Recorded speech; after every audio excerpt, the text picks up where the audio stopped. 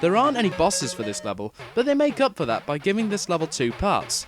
Both parts are pretty straightforward, and by now, you seem to become used to the bad controls. Which isn't a good thing, but it's true.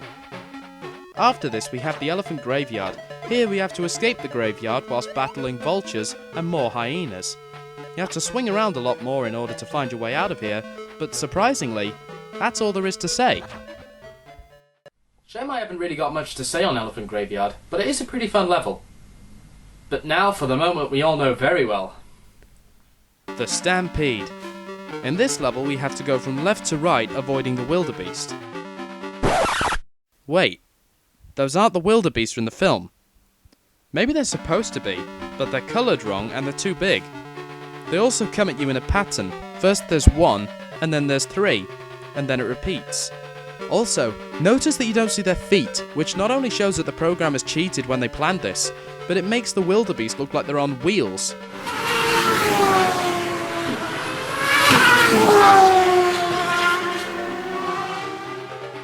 There are lots of platforms to stand on so you don't get hit by them, but this puts me in a state of confusion. If Simba can reach a platform where the wildebeest can't reach him, why doesn't he just stay there until they've all passed? If that was the case, Mufasa here needn't worry about his son, and therefore he wouldn't have been killed by them like in the movie. I wouldn't complain, but they could have done something else, like the Mega Drive Stampede level. I know they couldn't have done it like that, but they could have at least done something else. There's no Mufasa either, so when you reach the end, this happens.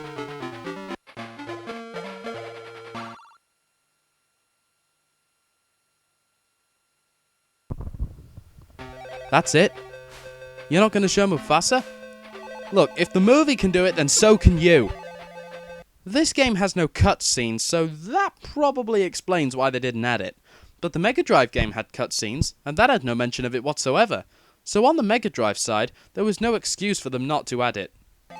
Anyhow, level 5 is simply called Exile, and in it you have to get to the bottom, avoiding rocks that are trying to hit you. This level is also a bit of fun, no problems. Except that Mufasa has just died and they're playing the Circle of Life theme, which is one of the happiest tunes in Disney film history. What the hell? Happy music when someone has just died? What were they thinking? I've always wanted to say that.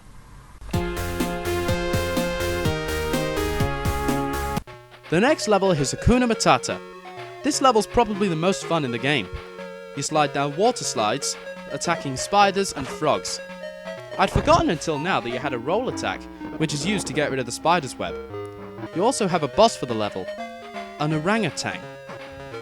No idea why he's here when there weren't any orangutans in the movie.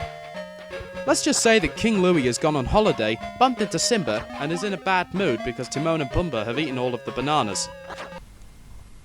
Well, there's got to be a reason. So here we go with the 7th stage, Simba's Destiny.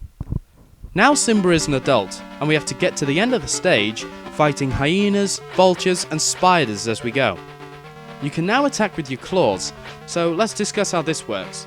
Pressing 1 makes you roar, but pressing down on 1 lets you use your claws. And if you jump and press 1, you can attack with your claws whilst you're in the air. It's surprisingly straightforward, but it requires getting used to. Wait, what? The level boss is King Louie again, and with your newfound claw attack, he's pretty easy.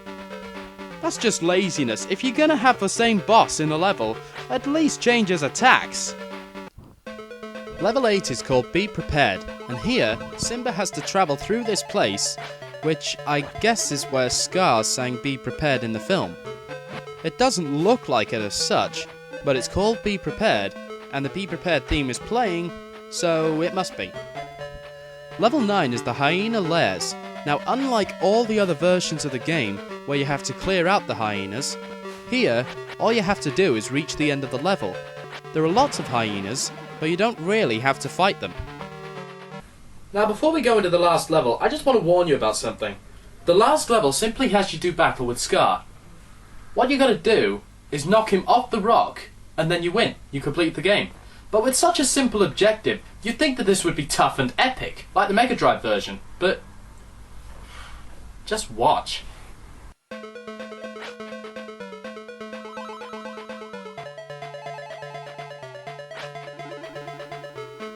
Are you kidding me? That's how easy it is to kill Scar in this game? Dracula from Simon's Quest was harder than that! So, what's that about?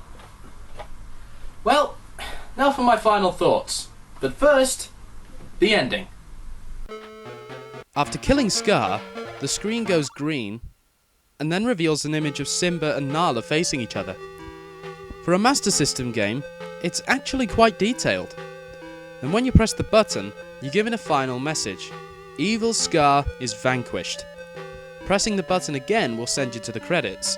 It's a lousy ending to say the least, but what saves it is its 8-bit rendition of Can You Feel the Love Tonight? It's an amazing rendition which, in my opinion, almost beats the other console versions completely. So that's The Lion King for the Sega Master System. Is it really as bad as I remember it? Oddly enough, no. It's fun, it's simple, and it's short. It's a fun little time waster that's easy to pick up and play. As for the controls, they're my only gripe, and anyway, they're pretty easy to get used to. I hope you won't mind doing me another favour, Huey, but can you please review the movie?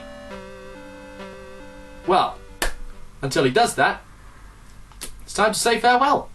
As for next time, I think I'll give you a clue.